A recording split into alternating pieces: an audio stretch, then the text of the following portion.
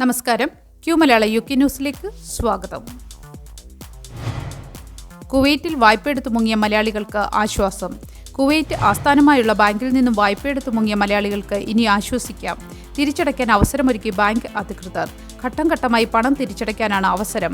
കോടികൾ വായ്പയെടുത്ത് തിരിച്ചടയ്ക്കാതെ കുവൈറ്റ് വിട്ടതിനെ തുടർന്ന് മലയാളികൾക്കെതിരെ കേരള പോലീസിൽ ബാങ്ക് അധികൃതർ പരാതി നൽകിയിരുന്നു. ഒറ്റത്തവണ അടച്ചു തീർക്കാൻ പറ്റാത്തവർക്ക് ഘട്ടം ഘട്ടമായി പണമടയ്ക്കാൻ അവസരം നൽകുമെന്ന് ബാങ്ക് അറിയിച്ചു. ഇതിനായി ബാങ്കിന്റെ കുവൈറ്റിലെ കളക്ഷൻ വകുപ്പുമായി ബന്ധപ്പെടാൻ നിർദ്ദേശിച്ചിട്ടുണ്ട്. കുവൈറ്റിലെ ബാങ്കിൽ നിന്ന് 700 കോടി രൂപയോളമാണ് മലയാളികൾ വായ്പയെടുത്തത്. തിരിച്ചടവിൽ വീഴ്ച വരുത്തി മാസങ്ങളായിട്ടും ബാങ്കിനെ ബന്ധപ്പെടാതിരുന്ന സാഹചര്യത്തിലാണ് അധികൃതർ കേരളത്തിലെത്തി ADGPക്ക് നേരിട്ട് പരാതി നൽകിയത്. 1000-ലധികം മലയാളികൾക്കെതിരെയാണ് ബാങ്ക് അധികൃതർ പരാതി നൽകിയത്. ബാങ്കിനെ കബളിപ്പിച്ച് കടന്നു കളഞ്ഞവർക്കെതിരെ കുവൈറ്റിൽ ആദ്യം കേസ് രജിസ്റ്റർ ചെയ്തതിനു ശേഷമാണ് കേരളത്തിലെത്തി പരാതി നൽകിയത്. 2019-2022 കാലയളവിലാണ് കൂടുതൽ പേരും വായ്പ എടുത്തിട്ടുള്ളത്. ഇതുമായി ബന്ധപ്പെട്ട് രാജ്യത്തിന് പുറത്തുള്ള ആദ്യ പരാതിയാണ് കേരളത്തിൽ നൽകിയത്. കേസിലകപ്പെട്ടവർ നാട്ടിൽ നിയമ നടപടിക്ക് വിധേയരാകുന്നതോടൊപ്പം കുവൈറ്റിലേക്ക് വരുന്നതിനുള്ള യാത്രാവിലക്ക് ഉൾപ്പെടെയുള്ള നടപടികൾ നേരിടേണ്ടി വരും. ഇന്ത്യയിലേക്ക് പോയവരെ കൂടാതെ മറ്റു രാജ്യങ്ങളിലേക്ക് കടന്നവരെയും കളക്ഷൻ ഏജൻസി വഴി ബന്ധപ്പെട്ട് പണം തിരികെ പിടിക്കാനുള്ള നീക്കം ബാങ്ക് ആരംഭിച്ചിട്ടുണ്ട്. ഇതിനായി മറ്റു രാജ്യങ്ങളിലേക്കും ഉടൻ തന്നെ അധികൃതർ പരാതികളുമായി മുന്നോട്ടു പോകും. 700 കോടിയോളം ഇന്ത്യൻ രൂപ കബളിപ്പിച്ചതായാണ് റിപ്പോർട്ടുള്ളത്. ലോൺ തരപ്പെടുത്തിയവരിൽ കൂടുതലും നഴ്സിംഗ് മേഖലയിൽ ജോലി ചെയ്തിരുന്നവരാണ്. ശമ്പള സർട്ടിഫിക്കറ്റിനോടൊപ്പം കുവൈറ്റ് ആരോഗ്യ മന്ത്രാലയം മറ്റ് തൊഴിൽ സ്ഥാപനങ്ങളിൽ നിന്നുള്ള കണ്ടിന്യൂറ്റി ലെറ്ററും സമർപ്പിച്ചാണ് വായ്പ തരപ്പെടുത്തിയിരിക്കുന്നത്. കണ്ടിന്യൂറ്റി ലെറ്റർ ഗ്യാരണ്ടി അല്ല, മറിച്ച് അവരുടെ ശമ്പളം കൃത്യമായി ബാങ്കിൽ വരുന്നുണ്ടോ എന്നും ശമ്പളം മറ്റൊരു ബാങ്കിലേക്ക് മാറ്റാൻ അനുവദിക്കാതിരിക്കാനും വേണ്ടിയുള്ളതാണ്. അതുകൊണ്ട് തന്നെ കുവൈറ്റിലെ ജോലി രാജിവെച്ച് മറ്റു രാജ്യങ്ങളിലേക്ക് പോയവരിൽ നിന്ന് പണം തിരിച്ചുപിടിക്കാൻ കഴിയില്ല. ഈ സാഹചര്യം പലരും ബോധപൂർവം മുതലെടുക്കുകയായിരുന്നു. കോവിഡിന് ശേഷം കുവൈറ്റിൽ നിന്ന് UK, കാനഡ, അയർലൻഡ് തുടങ്ങിയ രാജ്യങ്ങളിലേക്ക് ജോലി ആവശ്യത്തിന് പോയവരിൽ പലരും ലോൺ അടയ്ക്കാത്തവരുടെ കൂട്ടത്തിൽ ഉൾപ്പെടുന്നുണ്ട്. 2016 മുതൽ വാടക വീടുകളുടെ എണ്ണം സ്തംഭനത്തിലാവുകയും വാടക ക്രമാതീതം വർദ്ധിക്കുകയും ചെയ്തു. UK-യിൽ പുതുതായി അനുവദിച്ച പ്രോപ്പർട്ടികൾ വാടകയ്ക്ക് എടുക്കുന്നതിനുള്ള ചെലവ് COVID-19 ലോക്ക്ഡൌൺ അവസാനിച്ചതിന് ശേഷം പ്രതിവർഷം 3240 പൗണ്ടായിരുന്നത് 15240 പൗണ്ടായി ഉയർന്നതായി സൂപ്ലെ പറയുന്നു. ഇത് 2021 മുതലുള്ള 27% വർധനയ്ക്ക് തുല്യമാണ്. ലോക്ക്ഡൌണുകളെ തുടർന്ന് ഡിമാൻഡ് വർദ്ധിച്ചതോടെ വാടക വീടുകളുടെ എണ്ണം പരിമിതമായിരുന്നു. വെല്ലുവിളികൾ കാരണം വാടകക്കാർ കൂടുതൽ വാടക കുറഞ്ഞ പ്രദേശങ്ങൾ തേടുന്നു. 2016 മുതൽ വാടക വീടുകളുടെ എണ്ണം സ്തംഭനാവസ്ഥയിലായി. മോർട്ട്ഗേജ് ചിലവുകൾ കാരണം ഉടമകൾ വസ്തുവകകൾ വിൽക്കുന്നതും കുറഞ്ഞു. ഇപ്പോൾ 1.5 ദശലക്ഷം പുതിയ വീടുകൾ നിർമ്മിക്കാനും പാർപ്പിടക്ഷാമം പരിഹരിക്കുന്നതിനുമായി ലേബർ നിർദ്ദേശങ്ങൾ വെച്ചിട്ടുണ്ട്. എന്നാൽ അടുത്ത വർഷം വാടകയിൽ കാര്യമായ വർധനവ് ഉണ്ടാകില്ലെന്നാണ് സൂപ്ലെ പ്രതീക്ഷിക്കുന്നത്.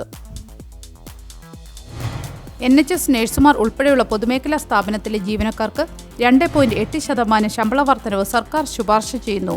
NHS ജീവനക്കാർ, അധ്യാപകർ, മുതിർന്ന സിവിൽ സർവീസ് ഉദ്യോഗസ്ഥർ എന്നിവർ ഉൾപ്പെടെയുള്ള പൊതുമേഖലാ സ്ഥാപനത്തിലെ ജീവനക്കാർക്ക് അടുത്ത വർഷത്തേക്കുള്ള ശമ്പള വർധനവ് ശുപാർശ ചെയ്തതായുള്ള സുപ്രധാന റിപ്പോർട്ട് പുറത്തുവന്നു.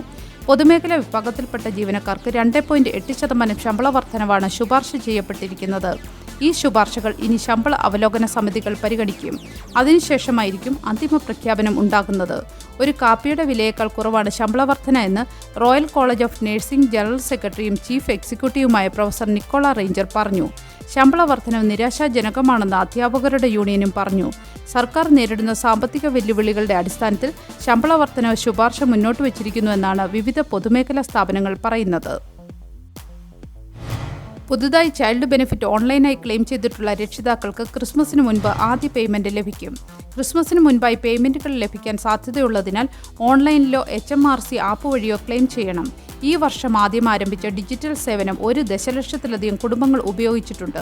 87% പുതിയ ക്ലെയിമുകളും ഇപ്പോൾ ഓൺലൈനിലാണ്. ചൈൽഡ് ബെനിഫിറ്റ് ആദ്യ കുട്ടിക്ക് പ്രതിവർഷം 1131 പൗണ്ടും അതിനുശേഷം വരുന്ന ഓരോ കുട്ടിക്കും 881 പൗണ്ടും ക്ലെയിം ചെയ്ത് നേടാവുന്നതാണ്.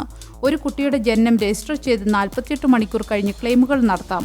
പേയ്മെന്റുകൾ സാധാരണയായി 3 പ്രവൃത്തി ദിവസങ്ങൾക്കുള്ളിൽ പ്രോസസ്സ് ചെയ്യും.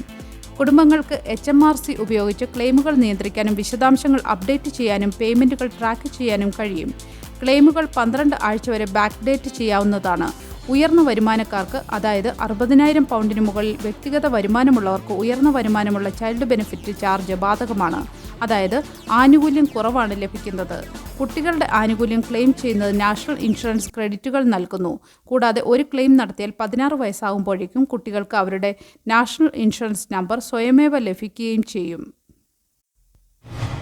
തെരുവുകൾ സുരക്ഷിതമാക്കാൻ ആയിരക്കണക്കിന് പുതിയ ജയിൽ നിർമ്മിക്കും.